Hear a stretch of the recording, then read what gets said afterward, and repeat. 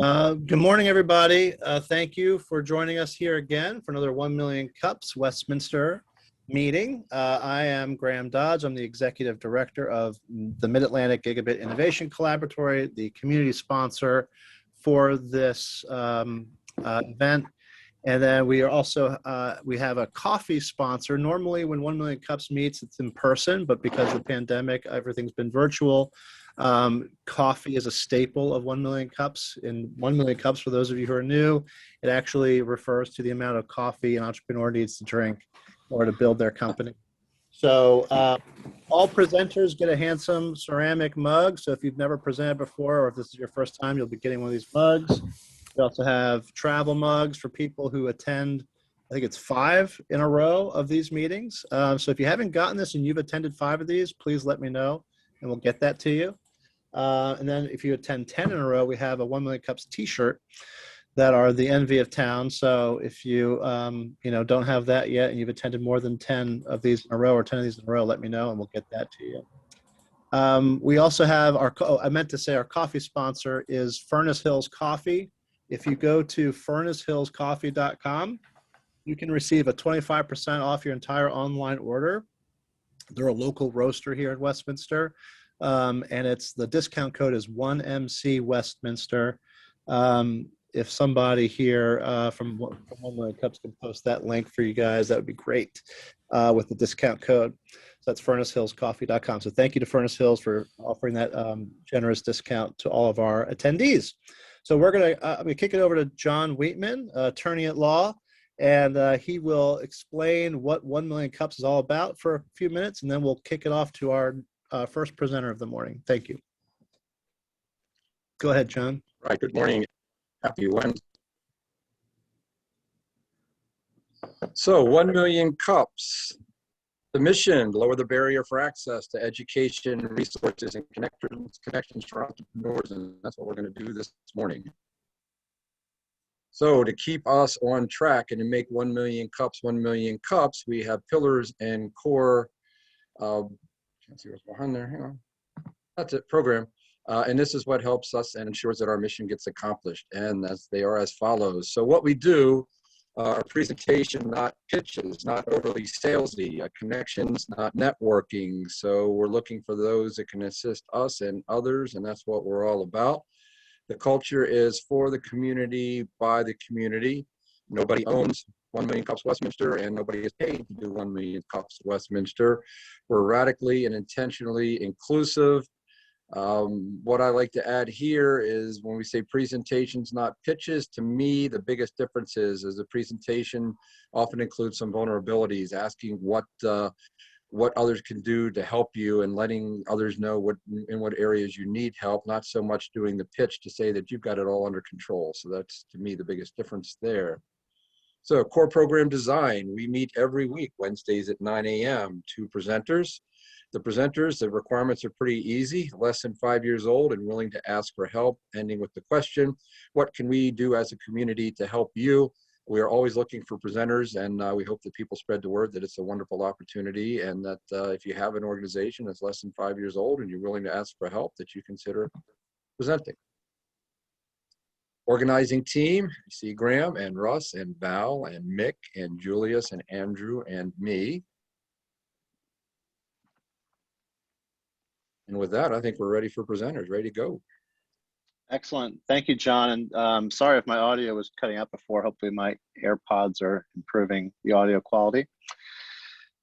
All right. So our first presenter is Oculi, Charbel Risk, and Chad Howard, the co-founders of Oculi. Chad, are you able to proceed, or should we wait a few minutes? I think Charbel's getting able to log on right now. Okay. Let's give him a minute then.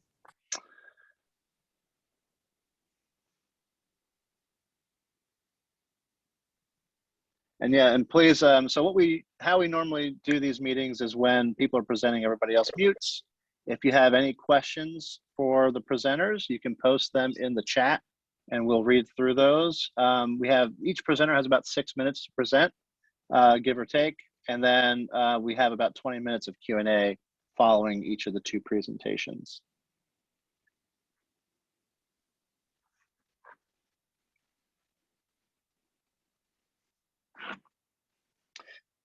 And if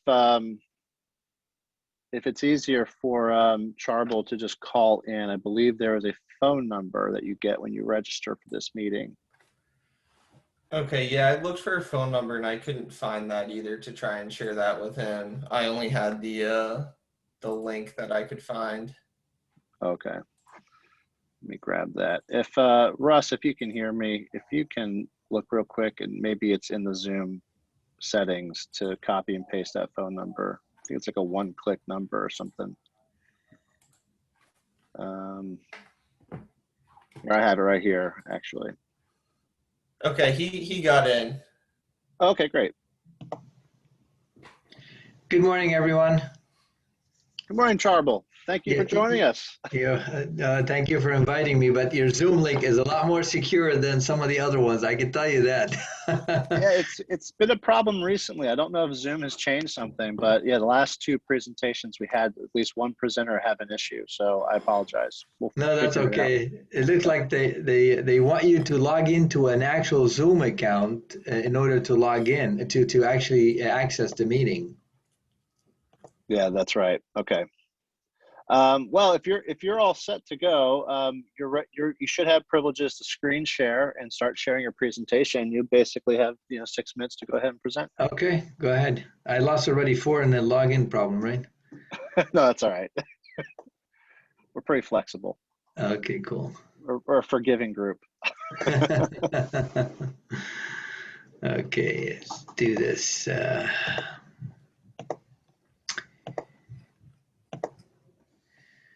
Okay, I'm assuming you guys are able to see my screen now. Yes, if you want to put it into full presentation mode, then I think it'll be full screen for us. Okay. Yep, you're good. Okay, thank you. So good morning, everyone again. My name is Charbel Rizik, and I'm here to talk to you about Oculi. And so we're trying to really solve a really big problem that has been around for many, many years in the world of kind of a machine vision in general, but basically, autonomy and smarts. And every system out there today, every that you might be familiar with, really always starts out with having some kind of sensors that dump a lot of data onto some kind of a processing platform, and you're trying to extract the information that's of interest to you. It could be actionable information, could be billable information, what have you. And you typically feed it into a system. In this case, I'm showing you examples of various types of systems that are being built to be smarter and what have you. And we call them the machines in this case. And so I've been in that space for really 30 years or so, and there are some fundamental challenges that we keep running into whenever we build a solution like that. So my background is defense and drones in particular, and weapons and what have you. And then so what are really some of the key challenges that we keep running into in that kind of space? I'm sharing with you some of the key, the basic ones.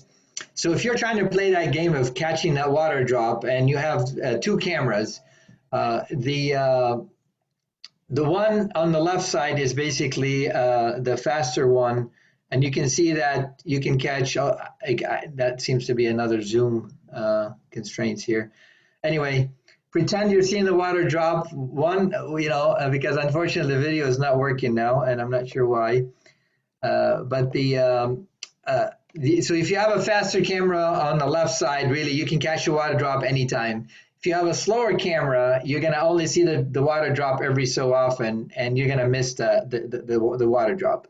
So typically, sensors today have a limited ability to go faster and faster for multiple reasons.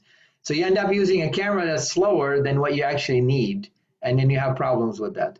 Now you have the opposite problem with cameras, where they're giving you too much data and it's not very useful. So you have a typical scene at an intersection. Even when the intersection is busy, cars going by, people going by, you're still only needing 10% of that data at most, or 10 to 15%, and it goes down from there, right? the video on the right side shows you the amount of bandwidth you actually need if you simply only outputted boxes around the areas of interest, okay? And so on one hand, you have sensors that don't run fast enough. On the other hand, you have sensors that just give you tons and tons of useless data. Okay, so why is that a problem? Well, at some point you have to process that information, and guess what? Okay, you have systems that are too slow. So I don't care what kind of car you drive today, your automatic emergency braking system isn't very good for people. Don't try it, okay? AAA did a significant report, and you can see, those cars are not traveling fast, okay? But they're just, it's the amount of sensor data that they get, and yet the sensor isn't fast enough, and they have to process all of that in real time, right? And that's really a significant challenge. So that's the problem that we've been after for a long time. How do we get, sensors that are fast to really give us the information we need immediately and be able to process it fast enough as well, because we want the answer yesterday, right? So that's kind of and the reason why, right, you should be asking that question, why is that? Why, with all the money that we dump into systems, autonomous vehicles, drones, right? Why do we do it in such a bad way? Well, it's simple. You have sensors and processors that were developed independent of each other and for different purposes. And now we're putting them together to drive, a lot of things, that weren't intended to. So that's really kind of the historical reason for that. And so we came up really many years ago in my previous life, we came up with the solution that we believed can solve these fundamental issues, which is to bring the processing and the sensing together on the same chip in the same spot.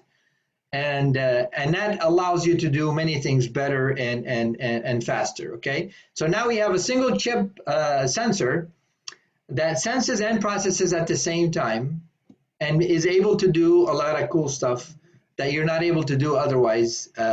And I'm going to show you a few examples of what we have demonstrated with some of the customer engagements we've had. So the video that's playing right here in the top left is basically putting our sensor out in the park. And you can obviously get a full frame like any other camera if you want to, but we can actually output only enough to recognize what's out there. For example, if you're trying to track people or count people or see what people are doing, you can do it in a completely private, anonymous way, because the middle video is showing you enough information for you and I to tell this is a lady walking her dog, okay?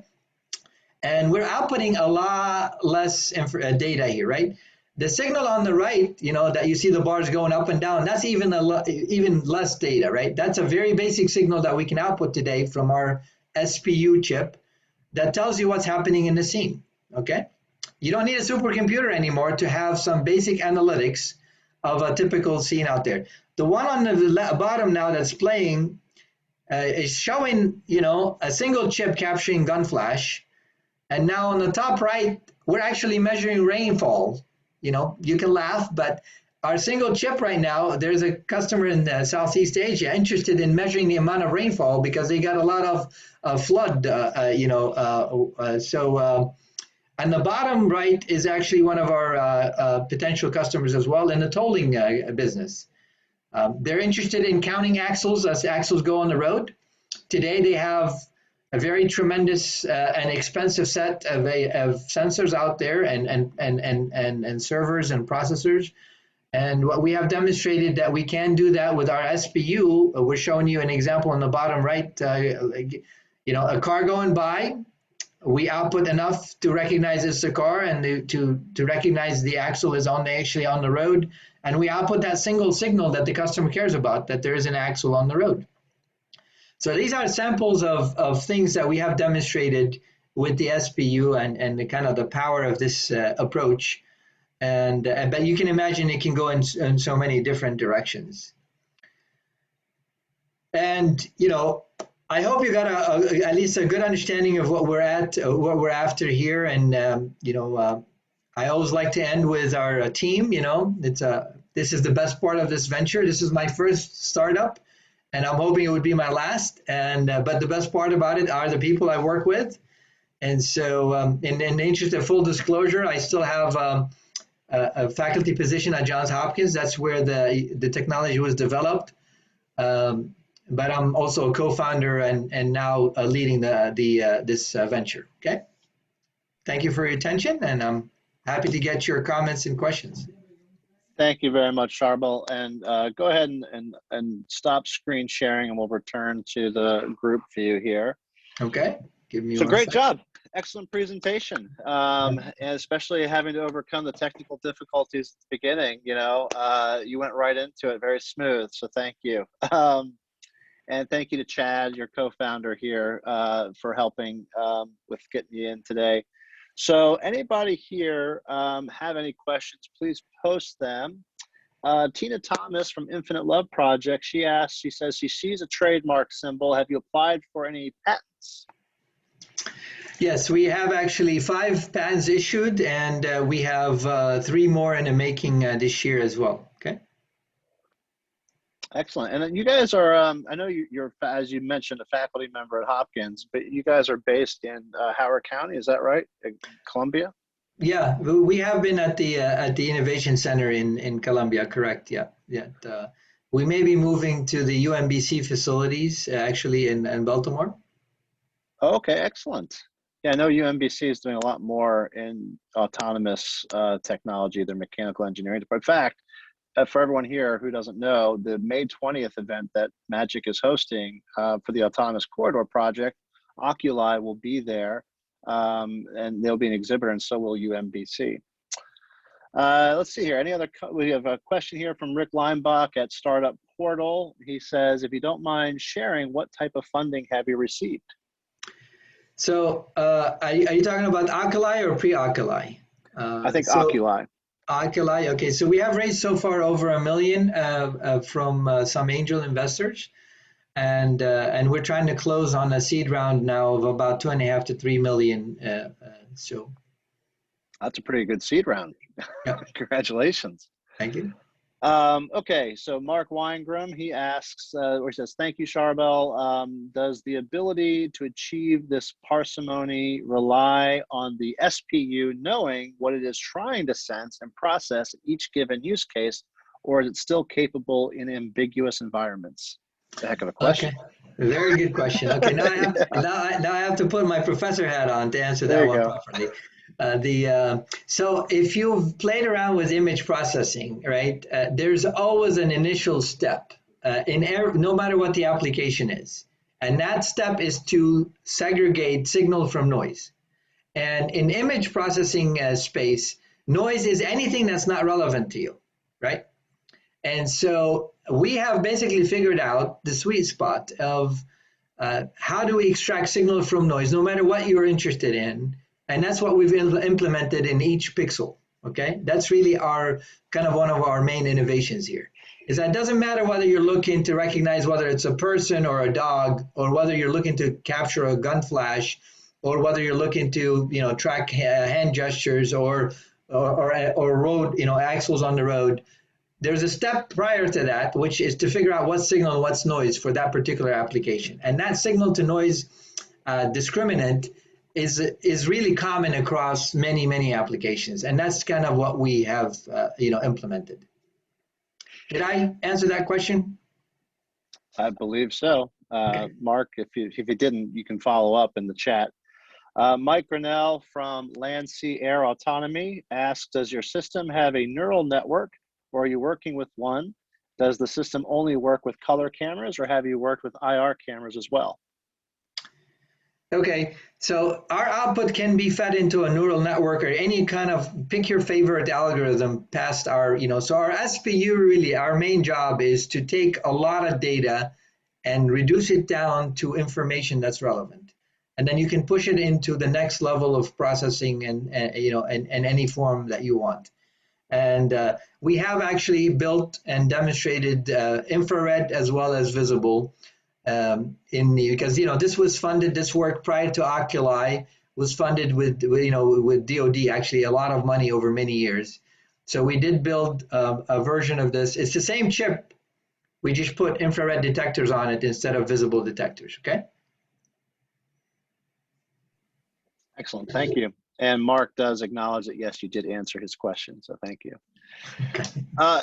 Any other questions from the group? If not, we can just keep moving right along. I'll just give it a second, but I'm trying to think, how about in terms of you mentioned this is your first startup and hopefully your last. What's been the hardest part for you? And yeah, go ahead.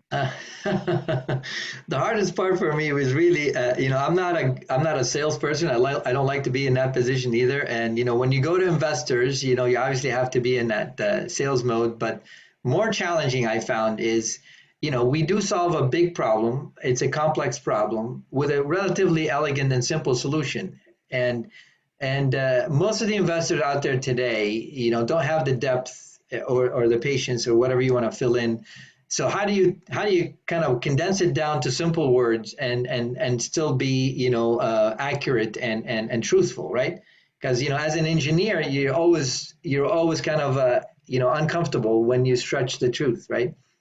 And so when we give them the details, they get confused, and we don't give them the details. I get uncomfortable, So it hasn't been I haven't found a happy medium yet, Yeah, there's that whole fake it till you make it kind of a mentality among a lot of accelerator programs too, where they really encourage the founders to sell the biggest, boldest vision that they can, which is what they really need to do to raise money and get investors excited. But I can imagine if you are right brain versus left brain and having to be like, wait a second, I can't say this yet because it's not true, that there's that struggle. I can tell you, in my particular case, it's worse. I only have half a brain. I don't have any, so that's been a challenge for me anyway. And Tina Thomas has a quick follow-up question. What's your biggest target market? Like, what do you consider your target market for Oculi? So I think really autonomous systems are basically, especially autonomous vehicles and robots are going to be kind of the icing on the cake later. We're not focusing on that space because it's got a long, especially the auto space, it has a long, kind of a sales cycle. And so right now, the near-term opportunities that we're after, are in the intelligent transportation space. Smart buildings, smart roads, smart intersections, what have you. And then something more on the consumer kind of industrial side space as well, whether it's, IoT or kind of some of the AR, VR. It's a space that we're also dabbling in, augmented reality, virtual reality, mixed reality. So that's an area that is potentially big, and we're engaged with companies in that space as well. Well, this is a good segue into our last question, which is always, what can our community out here do for you, or this community collectively here virtually? And I would, since you said that about manufacturing, and I wonder, Westminster has quite a few manufacturing businesses and distribution companies out here. And I know, for example, just having spoken with like Penguin Random House, that they're interested in using autonomy in their distribution facility out here, and using like drones to do inventory and things like that with computer vision. So like indoors. Yeah, what can our community do for you? So I tell that company to talk to me. We did a project at Hopkins last year, specifically using a drone to do automatic inventory management in a warehouse. So they couldn't have been more in line with that project. And really, I'm looking to so I took on this challenge of founding and starting a startup, and I was told, because it's a deep tech technology, you really have to move to the West Coast. You have to basically get investors in the West Coast. And I've resisted that ever since. And I'm trying to break that cycle. So I'm trying to say, look, we can do something on the East Coast. Really, the innovation and the creativity isn't only in Silicon Valley. And so that's kind of why I wanted to present. And I thank you for the invite, to just kind of spread the word, connect with more like-minded individuals in the area. And so we're always looking to also find talent and local talent. So besides investments, we're also looking for talent and growing the team. So anyone that you guys know that might be interested in our space, have them reach out to me. I'll put my email on the chat box here. And the last thing I can offer is in addition to connecting with you guys and helping us spread the word in whatever form and fashion you find appropriate. I know a few things. I've already made that offer to Graham. He can testify to that. So I can wear my university professor hat, or I can wear my Oculi hat, whichever you like. And I'm happy to help if you guys have any technology question or a heartburn, or you're trying to, I can guarantee you can get an accurate answer from me. It may be more details than you want, but it will be accurate. And so feel free to reach out. I'm a member of this community, and I'm happy to help. Thank you very much, Charbel, and thank you to Chad, your co-founder. Thank you both. Great presentation, great Q&A. I will follow up to make sure you guys get your ceramic 1 million cups mugs for presenting. Okay. All right. So just a quick reminder that, we are co-sponsored here, our community sponsor being my organization, Magic, which does economic development, workforce development out here in the city of Westminster. And if you go to magicinc.org, you can connect with us through lots of our events and programming. And then furnacehillscoffee.com, who offers all of you a 25% discount on their locally roasted coffee on their website, furnacehillscoffee.com, which is in the chat further up. All right, so moving right along, let me introduce Ken Rupert from Financial Black Belt. Ken is another startup founder here in Carroll County, if I'm not mistaken. So Ken, go ahead and share your screen and introduce yourself and take it away. Okay, thank you, Graham.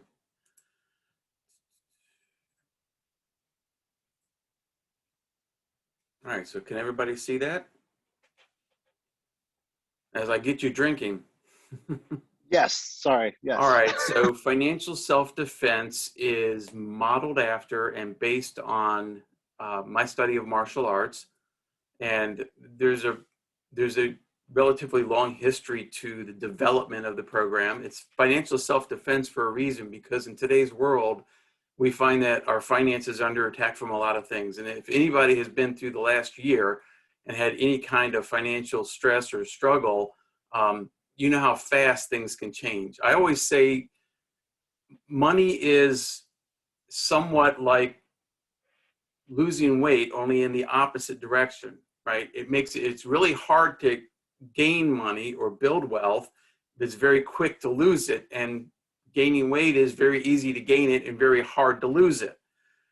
So they kind of work in opposite of each other. And since I have experience in all of those areas, I kind of talk about it in that way, to realize that building wealth is a process. It takes a long time and a lot of effort to build wealth, to become financially secure. It doesn't happen overnight. The training, speaking of which, there is my opening bell. It is 9:30. But the training is not given to high school seniors. It's not even really produced well in colleges. And so people come out into the world faced with all of these financial decisions, and they really have no background. They have no strategy. They have no concept of financial principles and how the markets work and stuff. And I think that's a gap that we need to fill in.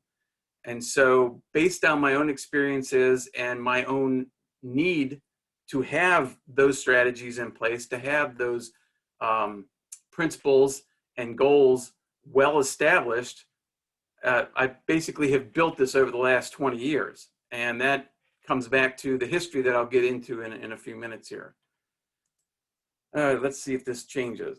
Okay, so financial self-defense is a fully developed process that equips each individual with all the tools necessary so that he or she can become their own financial advisor and secure their own financial future. Now, a lot of people get anxious about the market. They get anxious about managing their money in the sense of building wealth because they don't have the background. But it just takes a little knowledge and a few tools, and you can put that together and actually make it. So this process follows the belt structure of the Hapkido. And Hapkido is a Korean form of martial arts, but each belt is assigned a specific goal. It's a specific strategy that you're going to employ. And as you build on these goals, as I said, it follows martial arts in the sense that everything you learn at the basic belts, you use at the higher belts, but you use it more efficiently and more effectively. So what you learn at the first belts, white belt through purple belt, which is basically financial defense, you will continue to deploy those strategies and those goals, but you'll do them in a different way and more aggressively when you get to the next set of belts, brown through red, black, which are financial offensive belts. It provides the strategies, the education. It provides all the tools that you need for analytics.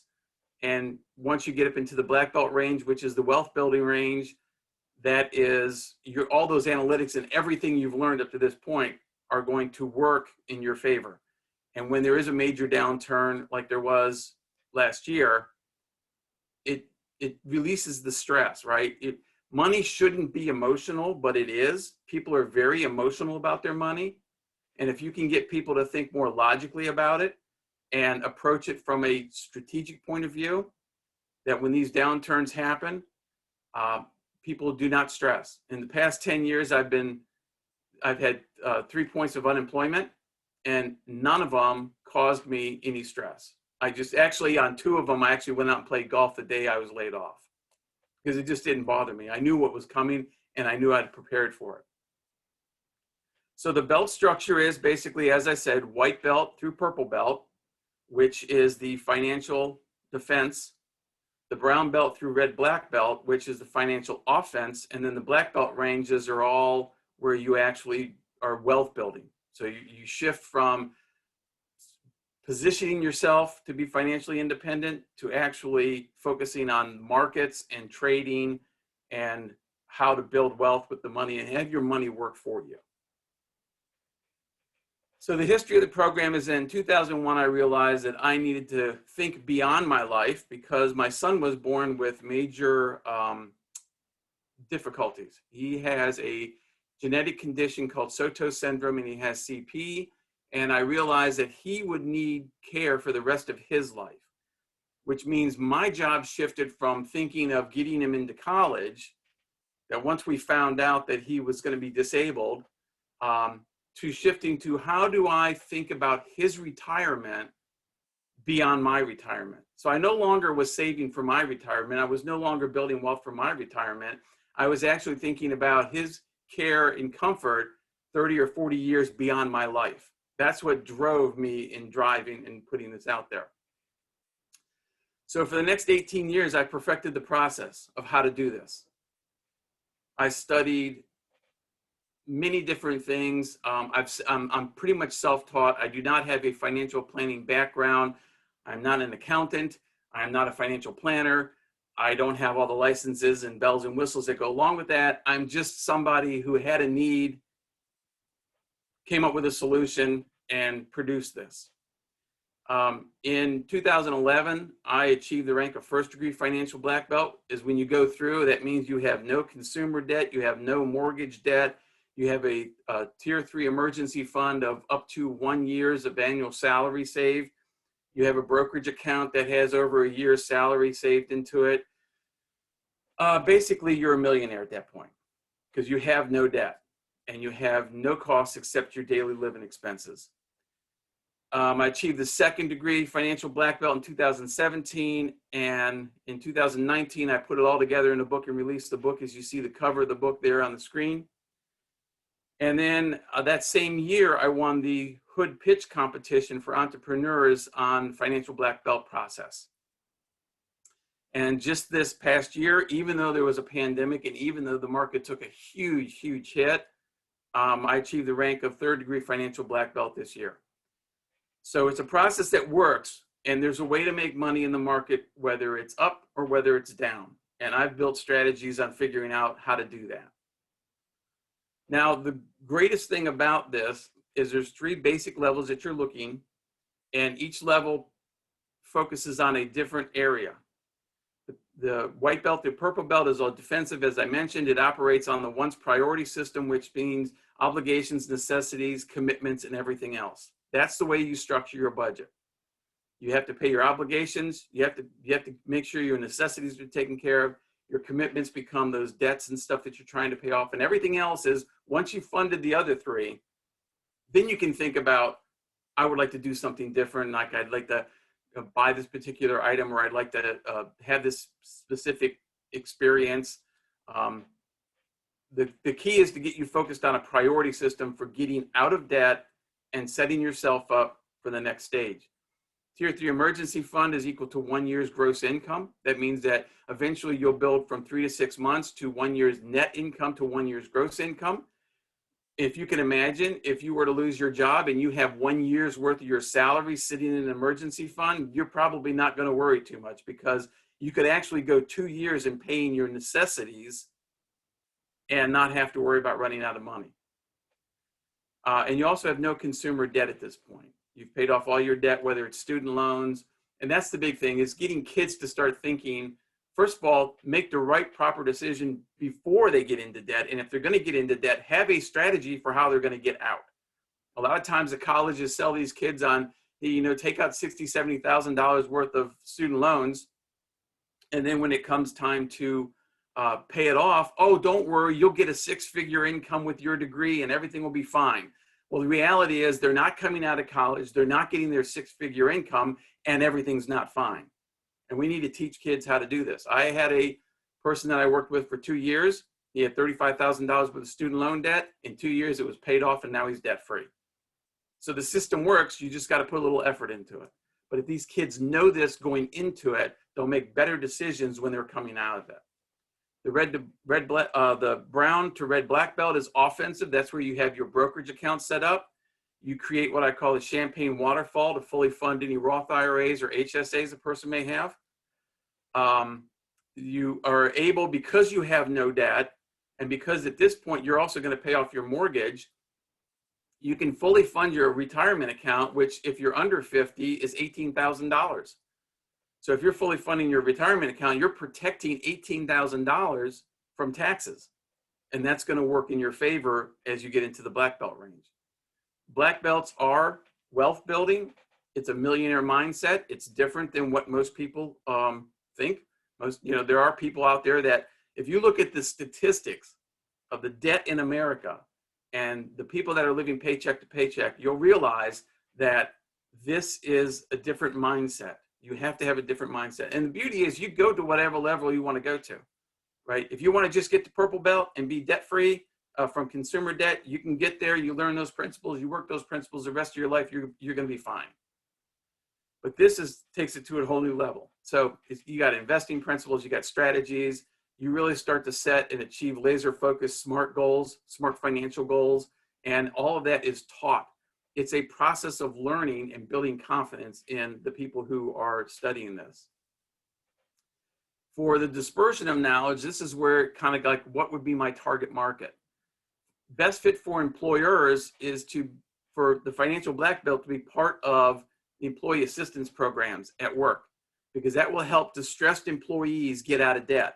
And a distressed employee is not the most efficient and effective employee because they're thinking about other things.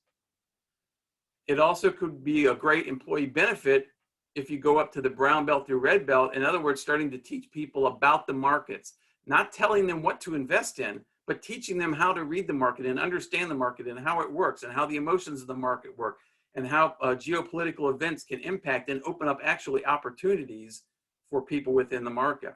And of course, employees could also bring in a 1-day seminar or a 2-day seminar and teach their employees a different way of thinking. The best fit for students, quite honestly, is seniors in high school should at least be trained on white belt through purple belt.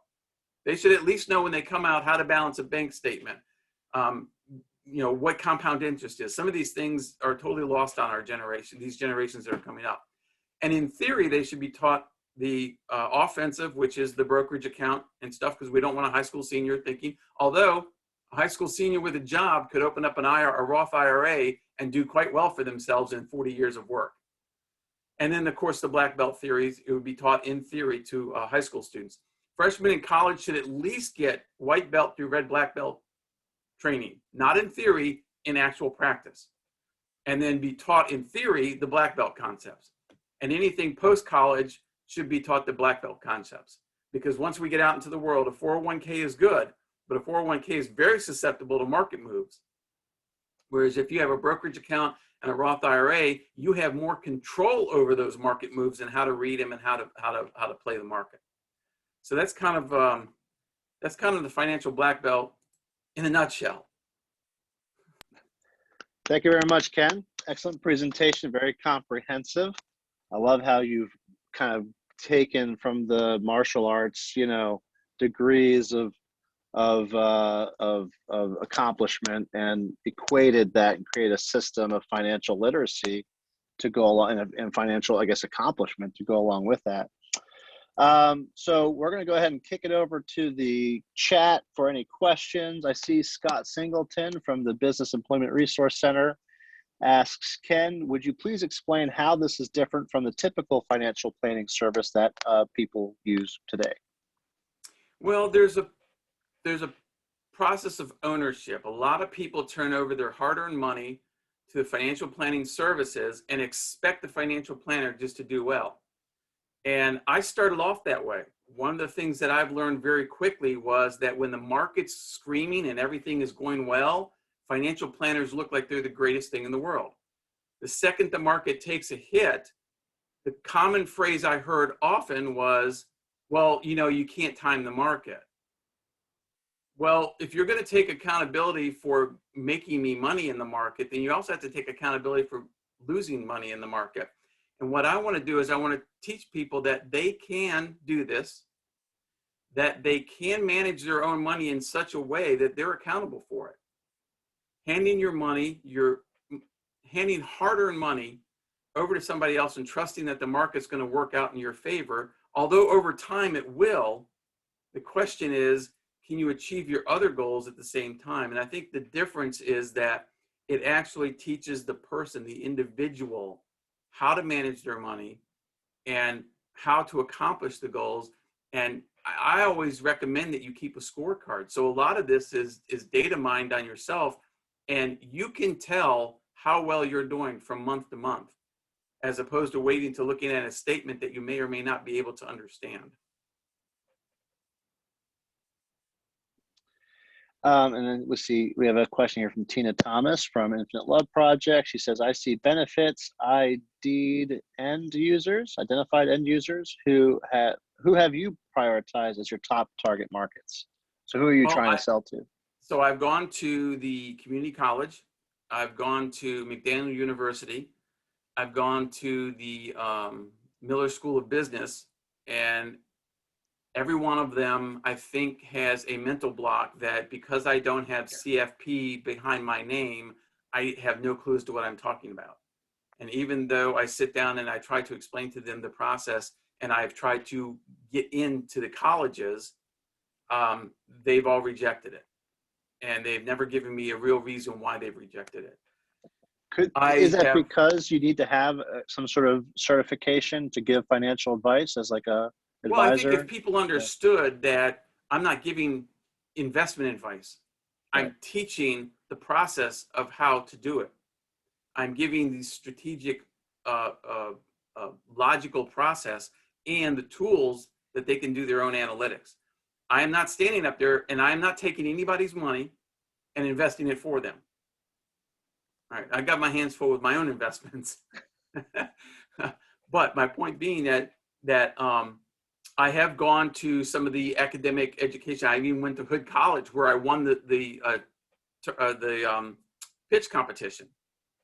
And they said that they had something in place. Every one of these colleges now is responsible for teaching financial theory to their students, and yet this process gives them another way. But I think there is a mental block with that. Beyond that, I wanted to go to the county and talk about getting into the high schools and doing a high school presentation, or I don't know that I'm not sure that they'd want to make it a full semester class, although I think it would be really advantageous because the people would learn how to trade stocks. I remember when I was back in high school, my senior year, we actually did a section on stock trading. And we actually understood, what it means when you buy a stock and when you sell a stock, and all these different, the different attitude that you have to have towards the stock market. It can't be emotional. It's got to be logical, and there's ways to do that. So a lot of education I've tried to go into. I've gone to a couple companies, and they saw that there was a conflict with the contract that they had with their 401k provider, and therefore they wouldn't let me in. And what I was trying to explain to them was that I'm not a 401k provider. I'm an educator. I'm a strategist. So I will teach your people how to better enhance their own financial position to make them more productive at work, so they're not thinking about, the debt that they've got to worry about, or the payments that they have to make, or that their 401k lost money. But they saw a conflict between the contract that they had with their 401k provider and what I provide, which is education. So a lot of roadblocks in that. And I have one client actually in Columbus, Ohio that I've been working with, and one client in Florida that I've been working with. And it seems like right now the individual is the easier one to secure, because the institutions they have a fixed mindset, and breaking down that wall of that fixed mindset is very difficult. Charbel Rizik from Oculi asks, does anybody else use the martial arts analogy in finance, which he says is a good one, by the way? There is one other person that uses it strictly for options trading. They do not have a comprehensive program that walks you from white belt to 9th degree financial black belt. But they use it to do options trading. And I'm going to tell you something, options trading doesn't kick in my program until you're a 3rd degree financial black belt. So you're going to take a while before you get to options trading. And there's each black belt is tasked with a different strategy, a different market strategy. So the 1st degree is going to learn very intensely the dividend capital gain kind of strategy. And then you're going to go up from there. And eventually you get to options trading, and you get to leverage trading, and you get to market recovery trading. There's a lot of different types of trades. And as I said, you can always make money in the market. You just have to know how to read the market and understand the emotions of the market and where it's headed. Tina Thomas follows up. She's asking, are you basically a Susie Orman type, advisor in your approach and style? No, I actually don't like Susie Orman a lot. If I Fair were enough. honest, no, I don't think she gives good advice. But that's a personal opinion. But I guess what she's asking is sort of like in terms of like the type, not. Well, I guess she is sort of. She might be I don't know if she's a CFP or a wealth manager. Or what? Well, she worked for wealth management companies and stuff, right? So mine is driven by pure need. The thing is that people don't need to be told what their why is. I think everybody on this call and anybody out there would understand what motivates them and drives them in certain directions. And the truth is, it's a pain, pleasure principle. It's a very simple principle. What brings you pleasure, you're apt to do, and what brings you pain, you try to avoid. That's the concept. And so the idea is I want to take the pain out of financial management and actually make it something that people can say, wow, look at me. I'm earning my next belt. I'm getting my next belt. And that belt is a huge motivation. When I started martial arts, the reason why I started martial arts was because I had gained so much weight because of depression and stress of having a special needs child. I was almost 300 pounds. And I knew that if I was going to be around for him to provide care and provide resources, I was going to need to get healthy. So I started martial arts training with just the simple goal of building discipline. That's all I wanted to do was build discipline, because I had lost my discipline when I was in the military. You have discipline, you get out, and I'd lost it. In that process, I lost over 60 pounds. Well, actually, I lost over 80 pounds, earned my 1st degree black belt, and the whole process was, I'm not interested in a black belt. I just want to get disciplined. But the thing is you keep earning belts because you keep learning new techniques. And eventually, next thing you know, you're standing there at your black belt test realizing that you've just accomplished something. So it never started off as a goal for me. But what I realized is every time I earned a belt and I got closer and closer to black belt, I got more and more motivated to learn what I needed to learn and do what I needed to do in order to get that black belt. And that's the same concept with this financial black belt principle, is as you earn the belts, and you're looking at your balance sheet, you start realizing you're in a pretty good position.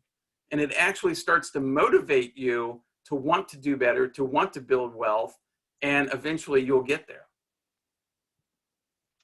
And I apologize, I have to jump off just myself personally, but Val Givignoni, who is one of my other volunteers here at 1MC, she's going to continue the discussion. In fact, Val has her own question as a follow-up here. The state already requires, oh, I lost it. Hold on. The state already requires half financial literacy. I think it's one or two financial literacy classes. Oh, sorry, 1 or 2 financial literacy courses for a high school graduation requirement.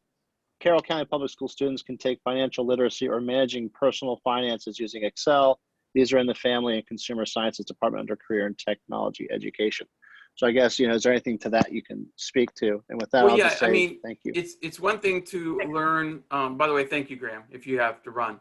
It's one thing to learn how to use formulas in Excel, right? I mean, that is a huge part of what I teach. I go through and I teach, but learning how to do something in Excel, which is probably basic budgeting, I would have to guess. And what I teach is analytic formulas, like not only how do you get the number, but what does that number mean to you? Sure. On a more personal application basis. What I wanted to do was share with you, what is happening in Carroll County Public Schools now. I actually know the supervisor of Career and Tech Ed very well, would be happy to connect you with him. It's a half credit that the state requires for graduation requirement. And there are 2 options. There's that Excel course, but then there is an actual course under Family and Consumer Sciences called financial literacy. I'm not 100% sure of the curriculum. I think it's changed a bit since I left the school system, but something to consider as far as, can you help with curriculum? Can you, provide some resources, that sort of stuff. Oh yeah, I absolutely would love to work with the schools. I think that a half credit, I think it's way too little, because you realize when a student gets out of high school, they are faced with a world that is centered around finance, and every decision they make, whether they believe it or not, every decision they make is going to have some sort of financial impact, whether it's an opportunity cost, whether it's a physical financial impact or whatever. And the impact that they make today, the decision they make today to, for instance, not work overtime for conversation's sake because they want to go out and do something else, could impact their ability to buy a new car or to do something later on. So there's all these costs. So yeah, I could absolutely add, and certainly if you get kids thinking in this way, I know many kids that go to, because my training studio is in global martial arts in Hampstead, there are students that come from Manchester Valley, and they know the practice. And I mean, what a great combination it would be to get some martial arts students, studios to actually say, hey, we're going to offer this on the side, although that's not what that's not their forte. But the tie-in to the schools would be huge, I think. We have a question from Tamar. Is there an opportunity to build an online mechanism that has a disclaimer checkbox? It sounds like the institutions have concerns about quality control and liability.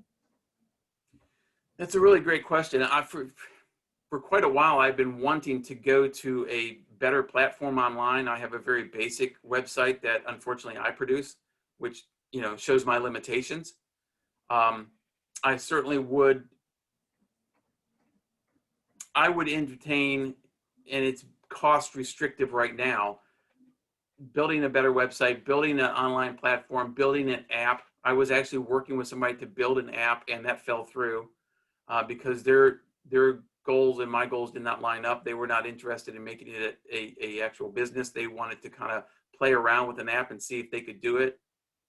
So there's been many questions in my mind as to how do I go about doing that. I am not a technology person. So that would have to be a conversation that I would have to have with somebody who's more technologically inclined, and how I would go about doing that and what the costs would be. Because as I say, it's cost restrictive right now because I have a very limited income source from that.